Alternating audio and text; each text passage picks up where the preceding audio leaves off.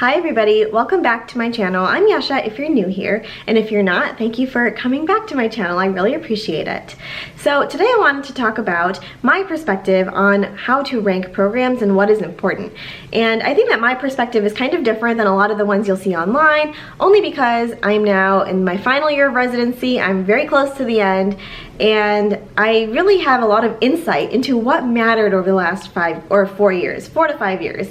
And I also think that it's really important to hear, various perspectives. You have a program director perspective, you get perspectives from like the interns who are just starting residency, who just went through this process. But here's mine, as someone who's kind of at the end of residency. I know what has contributed to my wellness, I know what's contributed to my success or my failures, and what's been really important to me over the last few years. So I hope this is helpful for you, and just, obviously everyone is different, everyone's priorities are different, you're gonna want different things out of your residency and your career, but these are mine, so I hope this is helpful to you. The first thing I want to talk about is that reputation is not the same thing as ranking. So a lot of people talk about ranking and like Doximity rankings and Aunt Minnie rankings, and I definitely looked at those when I was applying for residency too. Everyone wants to go to like the top 5 programs, but when it comes down to it, the reputation of a program is not always what is depicted on those rankings. And also, it doesn't matter. Like, at the end of the day, your happiness is not going to be tied to, well, it might be, and if yours is, that's fine, but I know that for me, mine is really not tied to the ranking of my program. Everyone knows where I do residency. It's a small community program, and it's not going to be on those like top 25, top 50 lists. It's just not. But that being said, I do know that like the reputation of my program is really good, especially within this community, and even like when I was interviewing for fellowship, a lot of people knew my program that I wouldn't have expected to know. So I was pretty surprised by that. And so I've just learned over the years that like my happiness and the things that I wanted in a program were not tied to ranking, and the reputation of my program is still really strong, and so they're not always the same thing. And I'm really glad that I didn't just follow like if I had ranked things that were like top rated, my rank list would have looked completely different, but I didn't. I kind of just went with my gut feeling, I went with fit, I went with how I felt about the program and the opportunities that I wanted, and so my rank list looked different, and I'm really happy with that. So that was the first thing that I've kind of really taken away from the last few years, is that the program ranking does not really correlate to like how you're gonna feel as a resident. The second thing that I really want to talk about is program diversity. So what does that mean? I really mean the diversity of the faculty and the diversity of the residents that go there, the diversity of the people in the community. I definitely had some ideas about Boston that are not really true. I thought that Boston was a little bit more diverse than it really is, and I've talked to some of my friends. I have a friend who's a fellow at Mass Ioneer, and like we talked about it, and we're like, Boston is not as diverse as I thought it was. So do your homework on that end, and that's not related to my program, that's just related to the city, right? So think about diversity if you're someone who values that. Like, think about that, because I was a little bit surprised being here, and after 4 years of being in Boston, I'm pretty ready to leave. I don't feel like this is a place that I want to be forever necessarily. I just didn't have that same vibe that I was expecting when I came here. So do your homework on that, figure out what's important to you. And when it comes to the diversity of the faculty, that's really because I feel like women bring something different to programs. They bring a different perspective.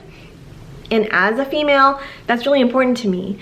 That's definitely something that I'm going to take with me in the future, because I really feel strongly about those types of things.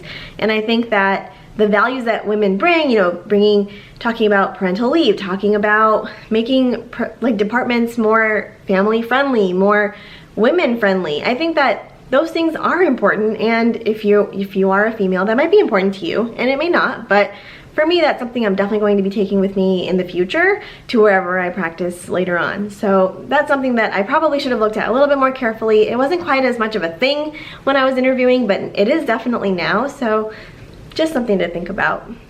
And the same goes for being like a person of color almost. Like, I remember when I was interviewing, and I've talked about this in previous videos, but I was often not only just the only female, but I was also the only like person of color. So imagine, I was at one interview the only female who was not white. I was the only person who was not white, and I was the only female. So it was like a super awkward interview for me. And so I definitely weighed that very heavily at the time, and I think it's only more important to me now. So that's another thing that I really wanted to throw out there.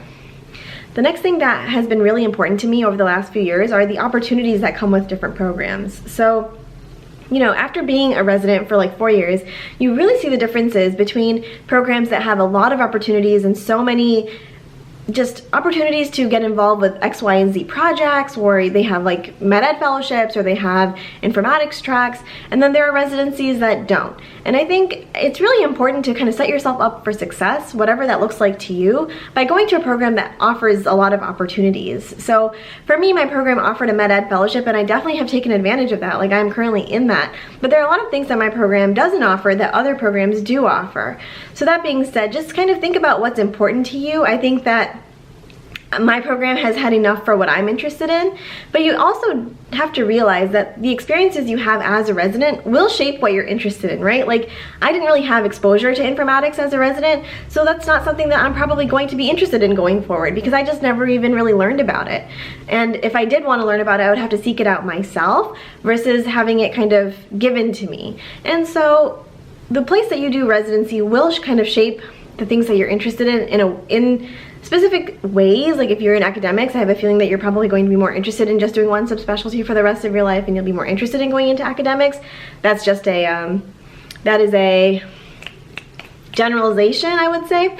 But I do think that your residency will shape what you're interested in. So going to a place with a lot of opportunities, a lot of experiences that you could do, that's really important. And I think one good example is that, like, I always thought of myself as someone who would go into academics. I really thought that. I was like, no, I just want to do breast imaging only. Like, I have been saying that from the very beginning. But now, you know, I've been going through this like more community practice. I feel very comfortable as a general radiologist. I feel strongly that I could do more than just breast imaging, and I feel like that's a skill that is sort of dying. And so now I'm kind of rethinking that, and I'm like, maybe I do just want to do private practice, and I can do general radiology in addition to doing mammography.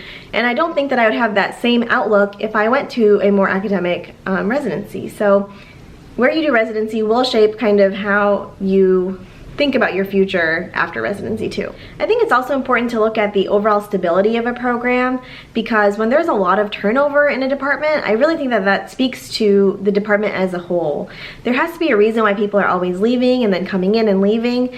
Usually that means that there is something missing in terms of like whether the faculty were expecting something different when they came into the practice, whether they feel mistreated, whether the salary is not as good, you know, whatever it is. There is always a reason. And the reason this matters to residents is because the education and the educational program and the residency program changes every time there is a change in leadership, every time there is a change in faculty. I mean, even just one new faculty member can really make big waves depending on, you know, their personality and how they work and how they practice, and that can really trickle down to the residents. And so I really think that looking at program stability is really important, because that really shows that the program is not going to drastically change during your time there. And remember, 4 years is a long time. 4 years is a long time for even a faculty member to be at a practice, especially when they're at the beginning of their career. A lot of people change after 1 or 2 years. So just look at that as a whole. Look at the faculty. See how the stability is in terms of the leadership, program director, department chair, specific department chairs within the radiology department, like breast imaging and body, etc. Those things do end up trickling down to the residency level.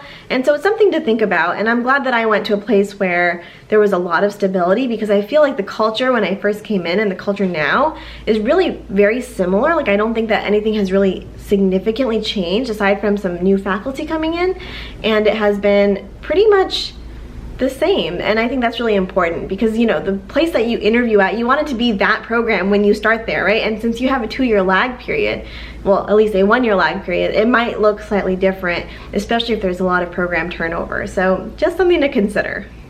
It's also really important to look at how a program responds to the needs of the residents. And I think if this is not a question that you ask on your interview day, this is something that you should follow up and find out about, because you want to go to a place that really focuses and emphasizes resident wellness and resident happiness. And that goes for like resident education, that goes for like the workflow. And so what if the residents want something different? What if they want to change some of the educational programming, for example? How does that work? And does the program listen? That's really important because at the end of the day, the program is about residents and resident education. And so you want to make sure that you are going to a program that listens to residents.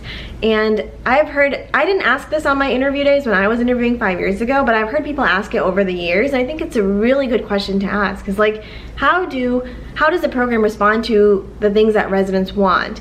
And the residents should be able to give you solid examples of how things have changed or not changed or whatever in response to resident needs. So something that has really contributed to my education is the lack of fellows, I would say, and also independent calls. So maybe we should make these two separate things, but the lack of fellows has been very, very important.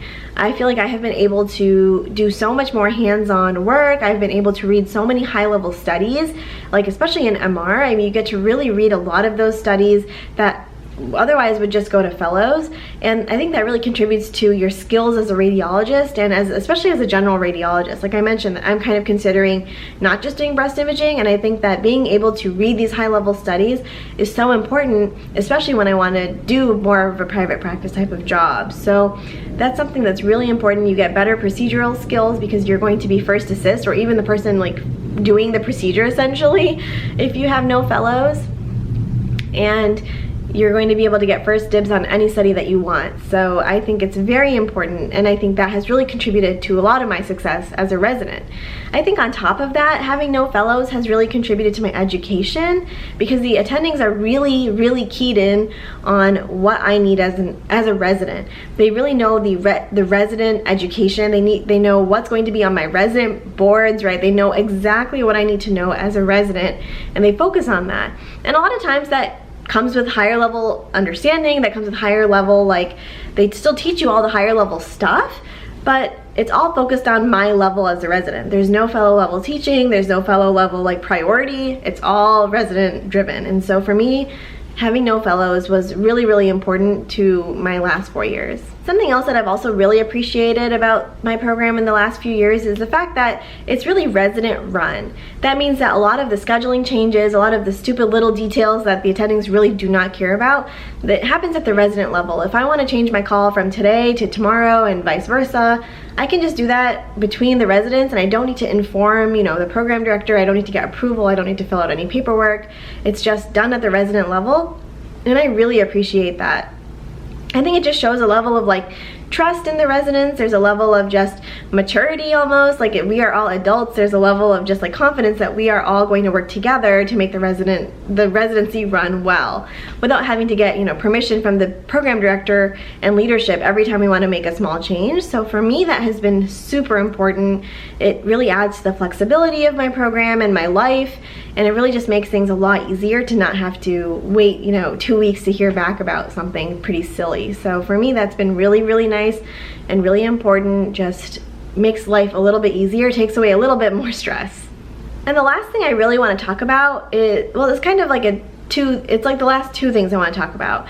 It's the leave policies. I know that that's a little bit like, you can't really ask that, or it's kind of like not kosher to ask that, but I think it's really important to know the leave policies at every program. And this is because, I always say this, but 4 years is a long time, and you don't know why you're going to need leave. You're not going to know when you're going to need leave, and a lot of times these things happen more emergently, as a surprise, really, than anything else.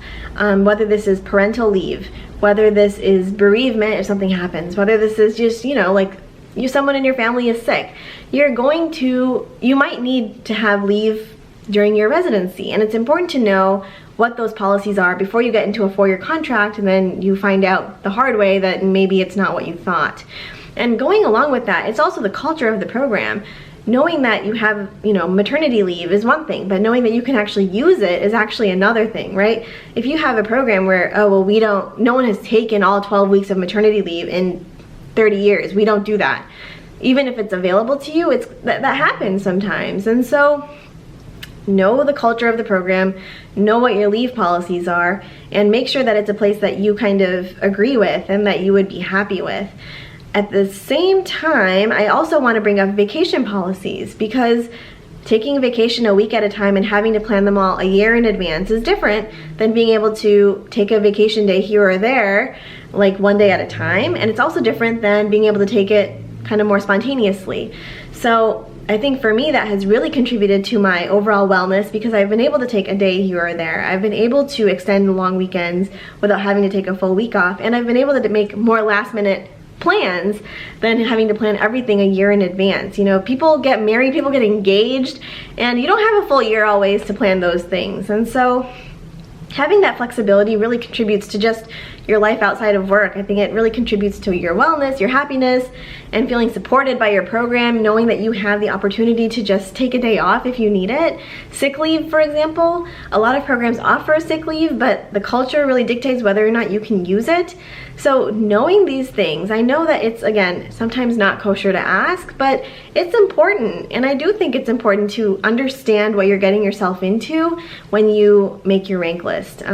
I really think that the leave policies, as someone who came into this residency program not thinking at all about this stuff, and now, you know, really needing maternity leave and needing other types of leave that I wouldn't have anticipated, right? The pandemic, that was not a thing when I started residency, and now it is.